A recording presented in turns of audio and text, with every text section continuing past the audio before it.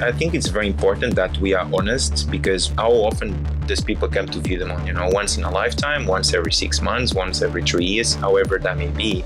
Every single time is very important that the staff provides a better experience than the time before, or the best experience ever. To my absolute astonishment, I have recorded more than 500 Dirty Linen podcasts. Thank you so much, listeners and guests. Obviously could not and would not be doing it without you. To celebrate this milestone, I wanted to do something really special. So I'm spending a week speaking to the people who make Vue De Monde restaurant run every day. It's a really great opportunity to build a picture of a restaurant via the people who give it life. Today, our guest is Carlos Simoes. Carlos is a Master Sommelier, and he is a crucial part of the wine program at Vue De Monde. Carlos, welcome to Dirty Linen. Hi, Dani. Hi, everyone. Thanks for having me. Hi, good afternoon. How's everyone? Everyone is great, and all the better for having you on the show. Carlos, tell us a little bit about yourself and your role at Vue De Monde. Yeah, it's been quite an amazing journey. I mean, it started 8 years ago. I was working in Paris before, and that was my last job in Europe. And Hugo, which is the general manager at Vue De Monde, you probably have spoken to him too. So he made this video of the plaza downstairs in the Rialto, and going all the way up to Vue De Monde, and then the views at Louis Bar and the wine cellar. So I was not super happy in Paris. So I was like, yeah, I'm going to Melbourne. I'm going to Australia. and here I am. Yeah. So it's been 8 years in the same venue. It's the longest I've ever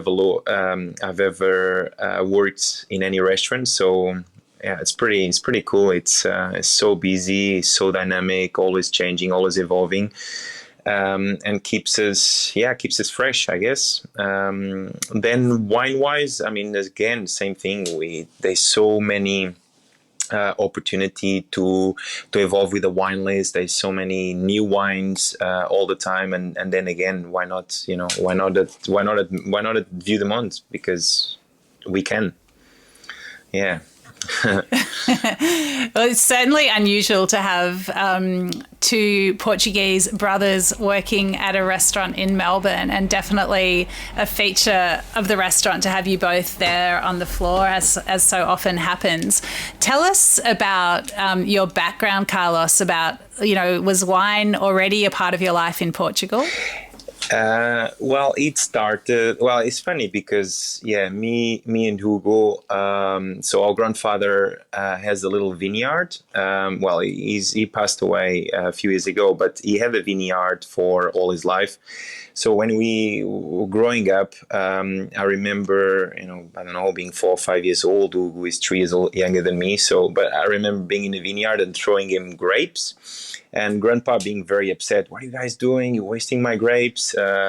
So that's the first connection with wine. And then sitting at the table, my grandma is cooking bread. I remember the smell of fresh bread at the table, and of course there was always wine.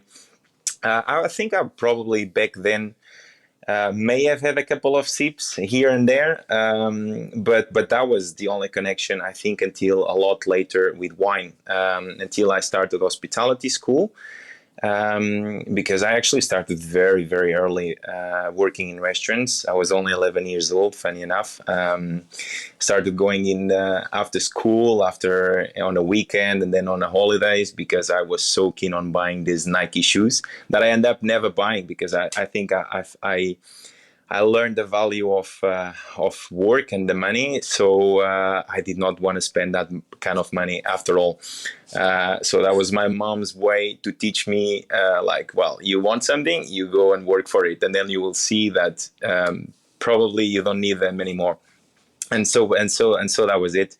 A few years after, yes, hospitality school, and here I think is when I really had the first when I most felt impressed with wine, because my teacher, and again thanks to him, I think he was very, very passionate guy. And he used to work in cruise ships where there were huge wine lists. And I remember him talking about Lafite Rothschild and Mouton Rothschild and Domaine La Romanée Conti, all those big wines. And I remember taking notes and wanting to research about these wines. And I was, I don't know, 15, 16 this time. And I think that was the first spark. And then obviously throughout these years, I was working in restaurants, Lisbon, one Michelin star, etc. And with wine lists but I started giving the first steps, I think, here. And then yes, Gordon Ramsay in London, that's when everything started really, because the restaurant manager at this restaurant in Lisbon would say like, oh, if you want to be a serious sommelier, you got to work with João Pires, which is the only Master Sommelier from Portugal, which works at Gordon Ramsay in London. You got to work with him. And I was like, yeah, perfect. That's exactly what I'm going to do. And then, yeah, moved to London. And then Hugo came along. I pushed him to come over. Then we worked together at Gordon Ramsay, and then moved to Dina by Heston Blumenthal. That's where we spent another almost 3 years, I would say, I think. Just under 3 years, maybe. And then Hugo came along as well. And then for the first time ever, from out of every place we've worked together, me and Hugo, he took the first step to come to Australia, to come work at Vue De Monde, while I still decided to go first to Paris. I wanted to learn French and the French wine. I wanted to learn the French wine regions, get to know winemakers, etc. So I spent just a little bit under a year. But then again, Paris was so different after London. London has this vibe, this energy, restaurants so busy, so insane. I thought Paris was super calm, was super quiet. You know, that 2 and 3 Michelin star restaurants that are almost so intimidating, and I was not used to it at all. So yeah, only just under a year, and then the rest is history. I joined Hugo at Melbourne, Vue De Monde. Yeah. Wow. So with all that experience in restaurants at different levels, like where do you place Vue De Monde? Like how would you describe it in that context? You know, Vue De Monde, when it comes to Michelin stars and stuff like this, I think Vue De Monde would be maybe like between 2 stars, 1 to 2. You know, it's hard to say because it's so different. The concept is different. The kitchen is open, is much louder. The service is very relaxed. How we dress is very relaxed. I think just the whole atmosphere is so I think it's so relaxed. And I think against what sometimes people may think when they come to the restaurant, that may be almost overwhelming. I think our job is really to make it so comfortable. And I would say, yeah, between 1 star and 2 stars, you know, I think 3 stars is just all different level. And I think we would need maybe more, a different type of service, maybe a different, you know, I just think the atmosphere is so relaxed and is so perfect as it is, that I would not want it to be a 3 star if that would be what we needed to. If someone would say we're a 3 star, well, by all means, perfect, nice. But I don't think is a comparable ranking actually. So, I mean, does it seem to you to be quite an Australian style of restaurant? Yeah, I think so, and I think that's why it makes it so nice. You know, I mean, in my opinion, I think that's exactly what it is. Yeah, it's relaxed, it's comfortable, it's loud, it's noisy. The smoke, the smell from the kitchen is right there. I think that's what makes it special. You know, when we have this the damper going into the table, they smoke all over the room. I don't think that would be maybe too acceptable in many restaurants in Europe. You know. But it just suits perfectly what I think Australia, what it is about the barbecue. You know, it's so enraised in the culture, I guess. Yeah. This episode is proudly supported by OpenTable. Nearly 1/3 of diners are booking same day. So they're making those decisions on the spot. And 10% are making their bookings within just a few hours. And so it's why it's so important to have booking software like OpenTable, which allows your diners to discover you. And so when restaurants are on platforms like OpenTable, they're much more likely to be discovered. We help diners to connect to restaurants. Ultimately, having technology, using technology, helps you to reattach to those diners. Experience the power of OpenTable. For an exclusive offer, visit restaurant.opentable.com.au/DITW. Carlos, what about the way that you serve wine to people and talk to people about wine? Do you think that you do it differently here to the way it's done in Europe? No, I think it used to be, 8 years ago when I arrived in Melbourne, I feel like maybe back then, yes, a little bit more. And funny enough, I think the culture, the people's mind, the openness has just evolved a lot over these last years, I feel. I remember so often having, a couple coming to the table and ordering a bottle of Shiraz to start with. We're having a tasting menu, and the first thing they can order is a bottle of Shiraz. We're starting with oysters and seafood, etc. And they go straight for the richest, the fullest bodied wine we have. And I feel like over the last few years, several years, 5-6 years, 4-5 years, people has changed a lot. People is really open-minded to try new things. They not just go for the bottle of Shiraz as often, and they're really, really open-minded to the wine pairing. So I'm not exactly sure how and why it changed so fast, I guess. Maybe MasterChef, maybe, TV shows, however that may have happened, but it's great. It's really, really good. So I think people is way more open-minded and so much closer to the mindset that people in Europe has, I feel. Yeah. Interesting. And I mean, if someone does order a wine that you feel is really just not going to be the best choice, like, how do you deal with that? Yeah, that's a very important question, which in fact, happens almost every day. Some people may start, order either a bottle or a glass of Shiraz. He goes for the bottle, he goes for the glass, obviously, but it happens quite often.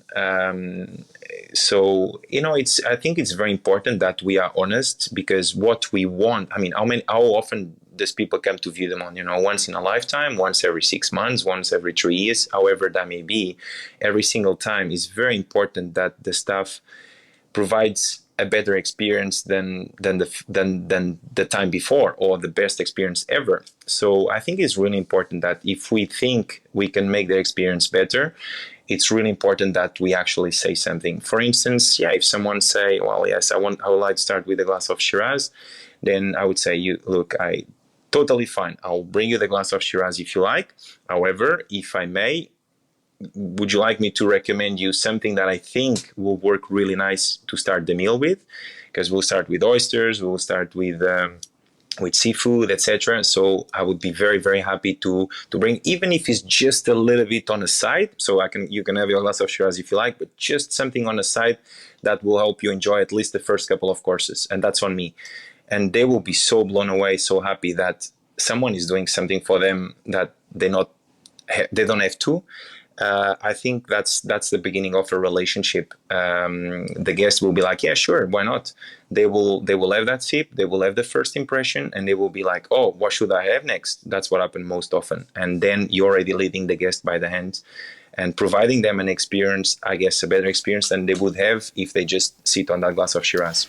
Wow. So it sounds like it's trust, isn't it? Yeah, that's true. 100%. I think, some of our biggest spenders, some of our most regulars, biggest spenders or less big spenders, doesn't really matter, but is a relationship of trust. Yes, that you build with people. 100%. Yeah, so important. We spoke with your colleague Dorian about these wine qualifications and the Master Sommelier status, which you also attained in 2019. He talked about the process, and honestly, it's extremely nerve-wracking even to listen to what you need to go through to get that elusive qualification. But what does it mean to you to put yourself through such rigors to be awarded the title of Master Sommelier?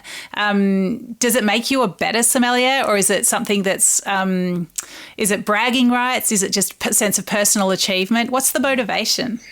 Yes, I mean, look, it's I felt well. I always say like it wasn't that difficult after I passed, but obviously I forgot. I think I very fast forgot how many hours and how much effort I put. But I feel like, I was never a good student at school. I never enjoyed go to school. I was, I would just borderline pass every year. And my mom, every time I would tell her, look, I'm doing this, I have to study. I can't go on holiday right now, or this or that.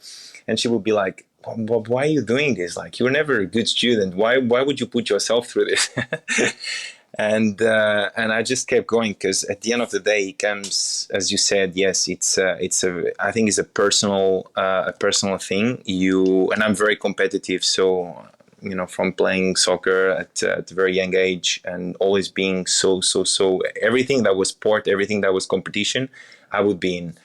And I think that's one thing, is that competitive side, more than having the title, because the title, once you have it, it's just a title, and you're not the better sommelier, you're not. You are just someone that actually achieved this course, that have passed every part of it. Yes, you're probably way more prepared to answer to any question in the restaurant. Yes, you're probably more prepared to talk about wine than many other people. But you are the same person. You are still a sommelier, and you should never, it shouldn't take away from being who you are in a restaurant, for example, and being humble. That's very, very important, because at the end of the day, it's an exam that you pass, and anyone really can do it. The moment, provided they are ready to work very hard and study and taste and prove themselves. Yeah. But don't you reckon? I mean, when you say anybody could do it, I'm pretty sure I couldn't, because I feel like there is something in tasting and remembering. And I just don't know that I don't know if is it training? Is it tuning your senses and your brain to remember? Or do you think some people are just better at it than others? Yeah, Dani, I think you could. I'm sure you could. And this is because, I say this because, again, I was never good at school. And I went on to pass this exam. It's just learn how to study, how to memorize things, how to learn, how to retain. So basically, for me, for example, I think Dorian, to compare to Dorian is, I think he's a natural talent. He's a very, very good taster. He doesn't need to put too much work. I think he's just got it.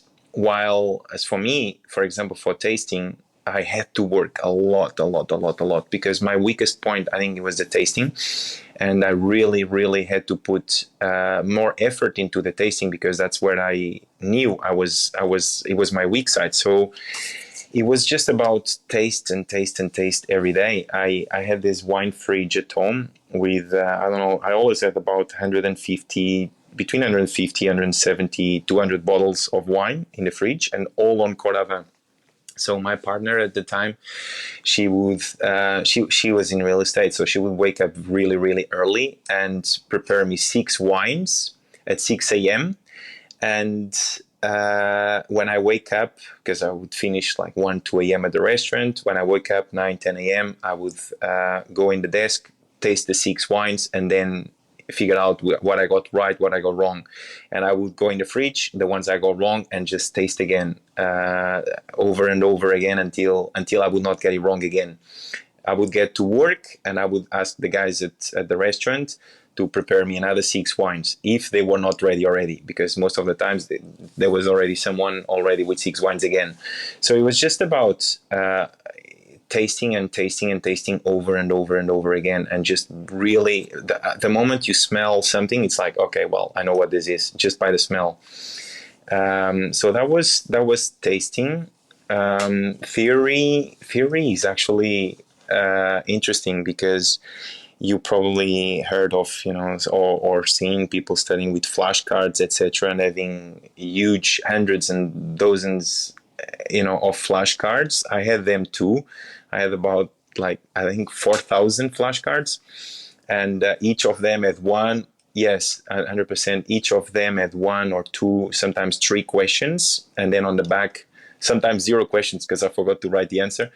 Sometimes, it was just so really hard to study with flashcards, because the information is all spread all over the cards, and everything is abstract because it's written. And numbers is all abstract, so it's very, very difficult to memorize.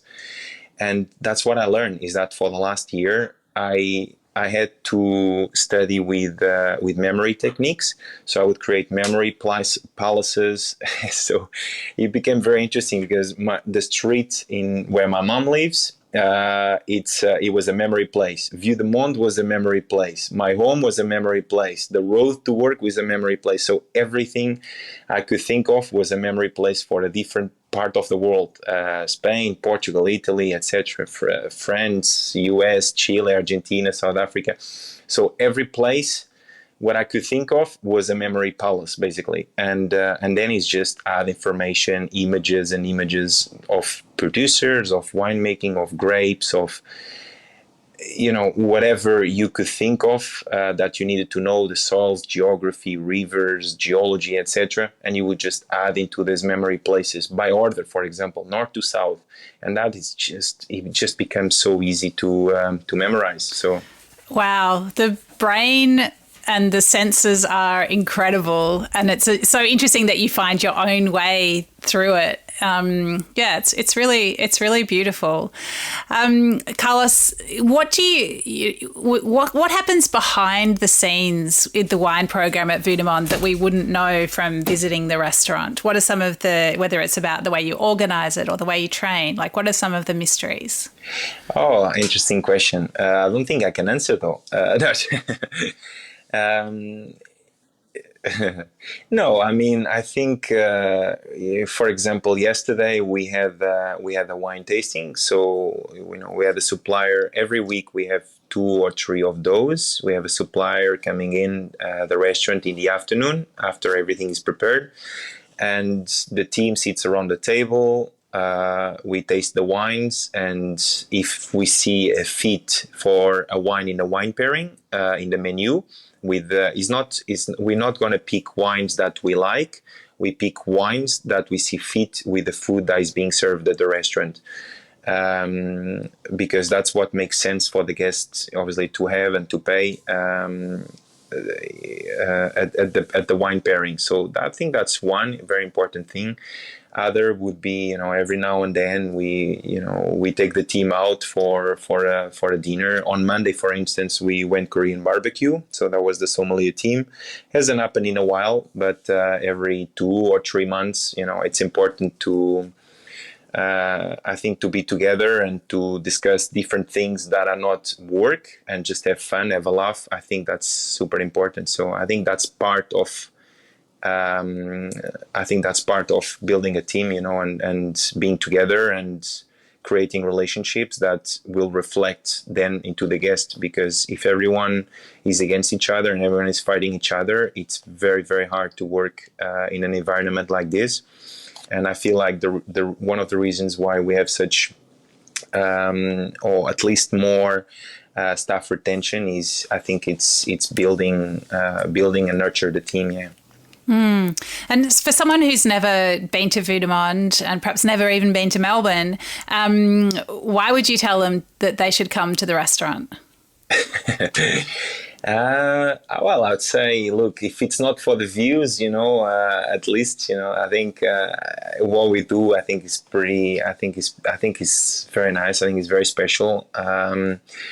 It's a very buzzy restaurant, very energetic, and I think the food is delicious. The wine pairing is great. I mean, the view is amazing. Sunset is beautiful. Make sure you book early table. If that's not convincing, I think nothing will be. But yeah, food, wine, and just the scenery experience. I think is amazing. Love it. Carlos, thank you so much for sharing with us today. Always a pleasure to encounter you in the restaurant, and really wonderful to learn a bit about you and what goes on behind the scenes. Thank you. Thank you very much. This is Dirty Linen, and I'm Dani Valent. We air the issues that the hospitality industry finds hard to talk about, hearing from different people with unique perspectives. We want to hear from you as well. If you have something that needs to be said about a topic, get in touch so we can include your perspective. Contact us at dirtylinen@deepintheweeds.com.au or hit us up on Insta at Dirty Linen Podcast. We can't wait to hear from you.